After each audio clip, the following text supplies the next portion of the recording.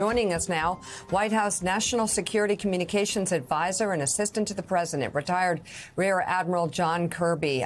So what is the very latest on these negotiations on the ceasefire deal between Israel and Hamas and reports that it might be breaking down? It's not breaking down, Mika. There are some implementing details that still need to be flattened out here. Prime Minister Netanyahu spoke about that a little bit earlier today. We're confident that we're going to be able to work our way through these final implementing details. Confident that it'll get ironed out, and we'll get started on Sunday. So Admiral, Peter Baker has written about the historic nature of this alliance between an incoming president and an outgoing president, two presidents who, you know, probably aren't going to be spending a lot of time golfing or at Thanksgiving dinners together. I mean, but it is extraordinary, and historians certainly will want to look back and see how this developed. Can you give us any insights on this historic deal? This really has to do with innocent lives. Joe, it's American hostages that need to be back with their families, hostages from all their different countries, and, of course, Palestinians in Gaza who literally have been living through hell. And President Biden and President-elect Trump shared that same passion, shared that same goal, that what matters here isn't politics. What matters is getting these hostages home and getting this war ended.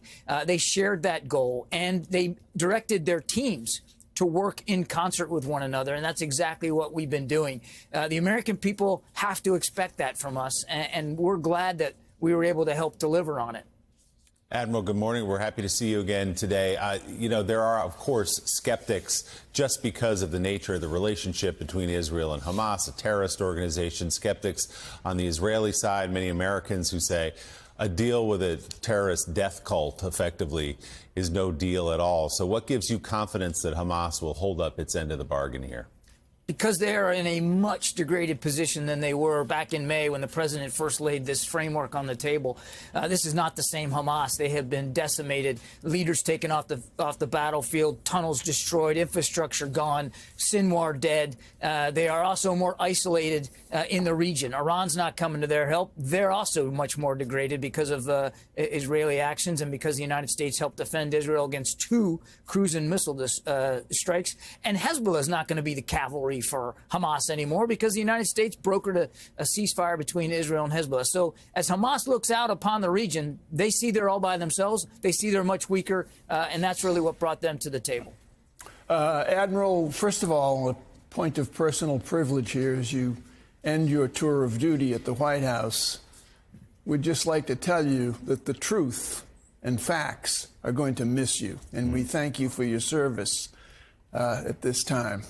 The question I have for you is, what's the biggest point of peril in phase 2 of this agreement? The biggest point of peril in phase 2 is actually getting to phase 2, Mike. As you know, phase 1 is 6 weeks. We get a ceasefire, we get humanitarian assistance in, and we get those hostages back home.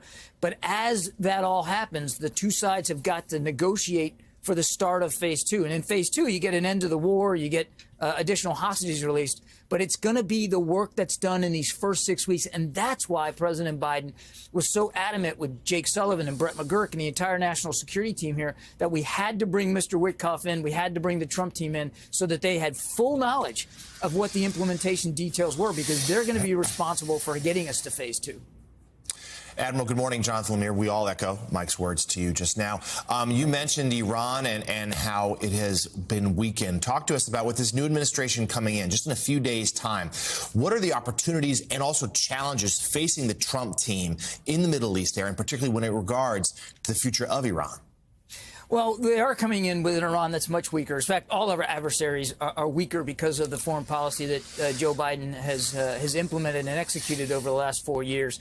We have kept the pressure up on Iran. Iran is weaker. I think one of the things that we are talking to the Trump team about, one of the things I think they've got to continue to watch is, as Iran becomes weaker, do they try to lash out in some way? And one of the ways in which, and we all have to watch this, is their continual potential interest here in developing nuclear weapons. Now, we're not seeing that they've made that final step, but they certainly have kept the centrifuges running, and they certainly haven't walked back any proclivity to maybe move in that direction. As President Biden said, we're going to do everything we can to prevent that from happening. The new team is going to have to watch that very, very closely. They are closer in breakout time now, Jonathan, than they were when we took office, because the Iran deal had pushed that breakout time months and months, over a year. Now it's really a matter of weeks. And so that's something that they're going to have to watch closely.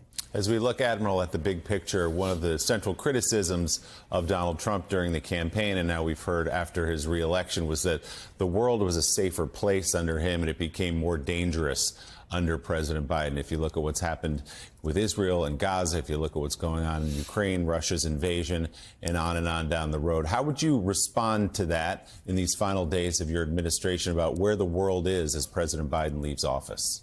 I would say three things. One, our allies and partnerships are stronger than ever. Where alliances didn't exist to solve a problem, Joe Biden created alliances and partnerships. The 50 nations that are supporting Ukraine, 20 nations that are helping us defend shipping in the Red Sea, and the alliances that did exist, he made stronger. Japan, South Korea, the Philippines, NATO, now two nations bigger than it was when we took office. Number two, our adversaries are weaker. We've already talked about Iran.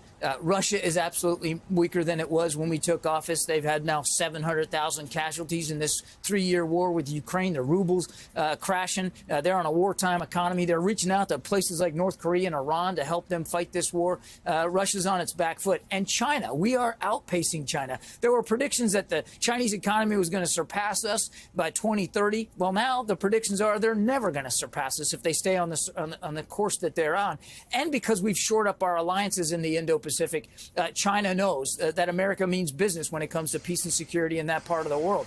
So, again, I think in every aspect, we have made America stronger. The last thing, of course, is all the other elements of national power Joe Biden has improved, including our economy, best economy in the world. Every other nation wants to have an economy like ours. White House National Security Communications Advisor and Assistant to the President, retired Rear Admiral John Kirby, thank you. And thank you for your service. We have so much respect and admiration for you. Thank you very much. Thank you, ma'am. For everything. We'll see you soon. Thank you, ma'am. All right.